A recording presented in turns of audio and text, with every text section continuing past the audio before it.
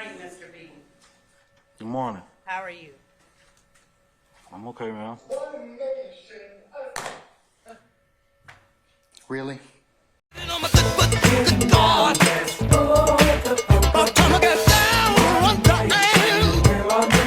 Nothing can stop us now. I got something to show y'all. Oh, man. Do you recall ever being inside a Taurus with Detective David Quinn that he described as a raggedy-ass Taurus? Objection, hearsay. I sustain the objection. Do you recall being in a raggedy-ass Taurus with Detective David Quinn around September 16, 2013? I don't recall, man. Do you recall telling Detective David Quinn that you, Big Fred, and you all, with Young Thug and DK, go in Brian's car to see about that situation? No, ma'am.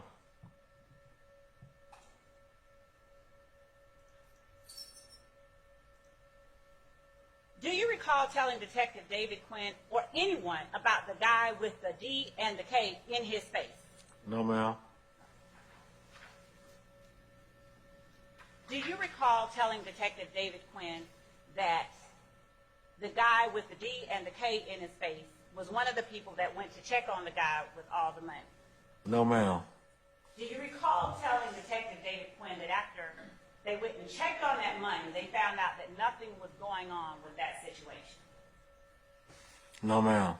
Do you recall telling Detective David Quinn that after you all determined that nothing was going on with that situation, you, DK, or the person with the D and the K on his face, Big Fred and Young Thug, were all going in on some lean? No, ma'am. Do you know what lean is? No, ma'am. You don't know what lean is? No, ma'am. I sustain the objection. Have you ever referred to anything as lean? No, ma'am. Have you ever taken or drank lean? No, ma'am. Do you recall telling Detective David Quinn that you all went to get some lean? No, ma'am. Do you recall telling Detective David Quinn that you got it from your buddy up there in Summerdale? No, ma'am. Do you recall telling Detective David Quinn or anyone else that Big Fred had just gotten home from prison? No, ma'am. Do you recall telling him that you had $50 but that Big Fred had nothing? No, ma'am. Do you recall saying that he don't know nothing about nothing, he just coming home from the chain gang to Detective Quinn? No, ma'am. And that's all I've been doing. Thank you. And do you recognize any persons that are seated at either the table I'm pointing at here or the table behind us here? Do you recognize either of these four individuals? No, ma'am. Looking around the courtroom, do you recognize anyone else inside the courtroom?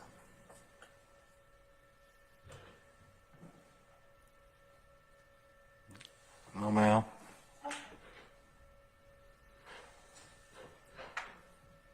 Do you know a person by the name of Jeffrey Williams? Yes, ma'am. And do you know two people by the name of Jeffrey Williams? Do you know a person named Jeffrey Williams that is also called Young Thug? Yes, ma'am. How long have you known him? I don't know him like that. I know him just because of rapper. I'm sorry. I don't know him like that. You know him just what? Musical. Music. Through music. Okay. Is it your testimony that you have no personal knowledge of Jeffrey Williams, known as Young Thug? No personal dealings with. No, I don't know him. Like we don't grow up together. Okay. We didn't hang together. When you say I don't know him like that, but you know him, would you explain to the jury how you know him? Music. Listening to music. Pleasure. In 2013, did you know Jeffrey Williams Jr.? I really don't have any knowledge about 2013, ma'am. That's what I'm trying to get you to understand. That I don't really have any knowledge about 2013. Once I have went to prison and came home from prison and done my time, everything that happened in 2013 or whatever has been put behind me and set forth. So I've been, working and just doing my thing since I came home from prison. I don't have no knowledge of nothing that happened 10 years ago. When did you go to prison? I think it's around 2015, something like that. 2015. All right, man. So let's understand this, right? I'm just gonna be fair, square, obvious about this. Some of y'all think this is a good thing for Young Thug. Some of y'all do. Now, I get it. But let's play devil's advocate, shall we? All they gotta do is make it seem like Young Thug got to him. Now, there's two ways to make it seem like Young Thug got to him. The obvious way is you just got paid and all of that stuff. And so, hey, bruh, I want you to come in here and just say this and say that, because the answers are kind of wild. Because I was thinking to myself, can you treat him as a hostile witness? And you can't. Generally speaking, the phrase permission to treat a witness as hostile is a cue to both the judge and the jury that a witness is not cooperating with the judicial process and or is not being honest with their answers. An attorney can ask questions to a hostile witness that they would not be able to ask a friendly witness. So the allowance can broaden the manner of interrogation. So since you can't treat him as a hostile witness, because technically he's answered the questions and all that stuff, we got to ask the question. If he didn't get paid, can I paint it as though Young Thug has scared him? If she flips them all, and bro, I really hate to admit this, but I really think both sides actually watch my channel, bro. So I hope I'm wrong. And I hope great minds just think alike. See, one thing about me is I have no dog in the fight, but I can tell you honestly this.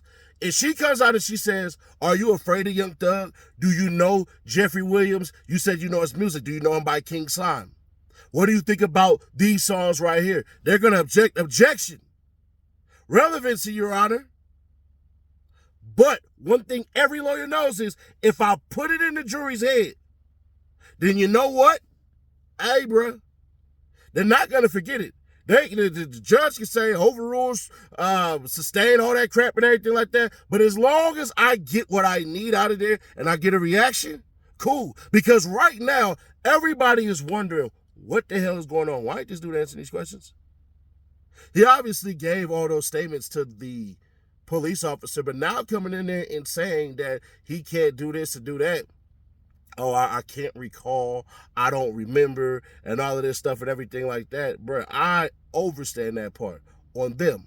And let's just keep it authentic. This does not look good for Young Thug. I get it. Because once cross-examination happens, and if he seems extra spicy friendly with the goddamn defense, where he just treated the prosecution like he got amnesia, and my granddaddy used to call it amnesia, man, look, it's going to look bad.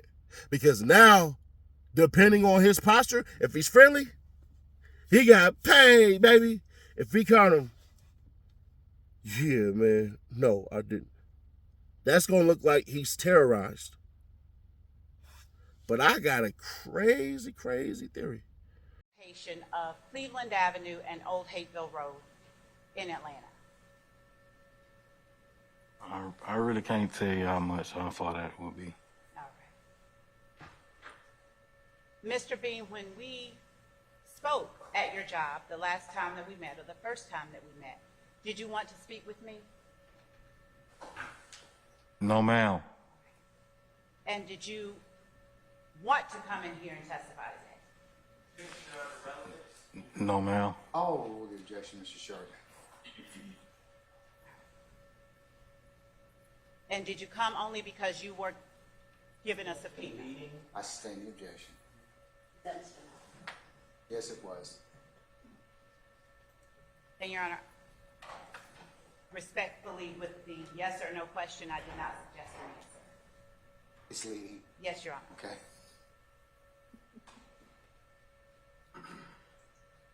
If you had not received a subpoena, would you be here today?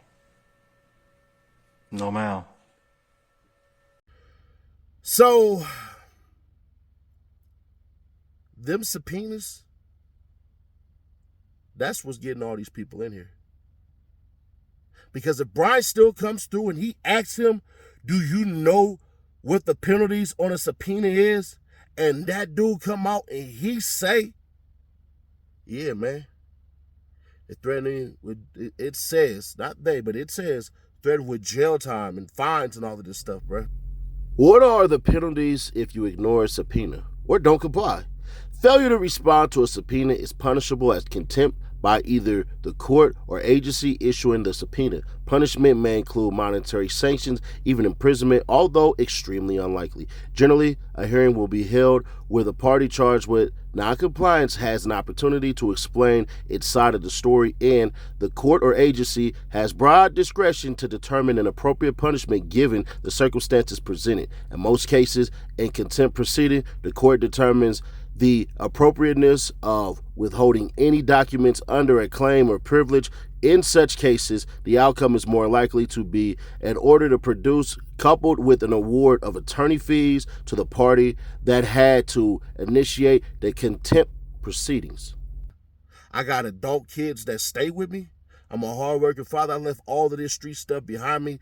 I was a drug addict and all this stuff, which he did say. I'm a recovering addict, so my memory is shot, and so I'm traumatized even thinking about all of this stuff. They could actually do that. Like there is a trauma statute for people who are victims of crimes and stuff like that. Now, obviously, nobody's going to look at that man as a victim, but if you could paint the illustration, I guarantee you, the jury will eat it up like hot soup on a cold day. So if Brian Steele can come out tomorrow and essentially make it seem as though this man was threatened to be here, threatened with prison time and bullied and stuff like that, people will think, damn, well, what if it happens to me?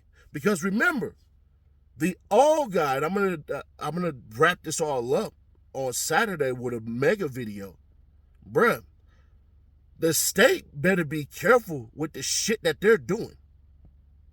That man who came in there and basically said he don't know who the people were, he was high as hell, he used to do drugs. You guys are bringing in drug addicts to relive their traumas. Everybody in here that's watching this, the thousands of y'all either know somebody who has been affected by this, or literally y'all yourselves have family members. I'm not calling nobody there. And when I say know people affected by it, it's like you got a friend who has a drug addict daddy or mama or cousin or a family member that comes to you and tells you about this stuff, or you got it yourself. If Brian still can paint that picture that they're bullying these people, bro, that's going to get a scoreboard up at least 30 points. Because if Porto comes in, once Bean is done, and Porto comes in, and Bean does the exact same thing, which I'm definitely guaranteeing he will, they're going to run the exact same play. They have to. So, why are you here today? Because you haven't talked to anybody. Have you ever talked to me? And I'm like, nah. Okay, so did you want to be here? No. Why are you here? Because it's a subpoena. Do you know the penalties of a subpoena? Boom. He can't ask any questions because he's going to waste the court's time. If Brian Steele asks questions about 2013, Brian Steele is a horrible goddamn attorney. And I'm going to say a horrible one, because now you're doing a 50-50. Brian Steele's cross-examination should absolutely be short as hell. It should be, you were drugging here. Catch you on the next one, man. Subscribe, turn that bell, stay notified, man. I've been in LA doing my thangy thing, bro. So I'm going to keep it authentic with y'all. I just did a bunch of interviews and stuff like that. I shot my shot at the Illo, y'all. Did y'all catch it ladies' night? Go check the community out. Now, get back there. Business.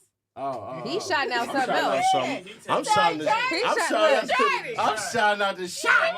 I'm about to back down. They shot here, shot. Yeah, they wanted me to do this. Steph Curry. Let him talk. But I'll shout out to Seti Nash channel. Y'all subscribe if y'all ain't subscribed. But I'm back on some other shit. You got the mic? Yeah. Ella, you know we've been talking, so we need to figure this one out. What's really hood when I'm through the hood? Nothing be said, we got it overstood. The team fed, yeah, it's really good. Put that on everything, bro, you're never good. What's really hood when I'm through the hood? Nothing be said, we got it overstood.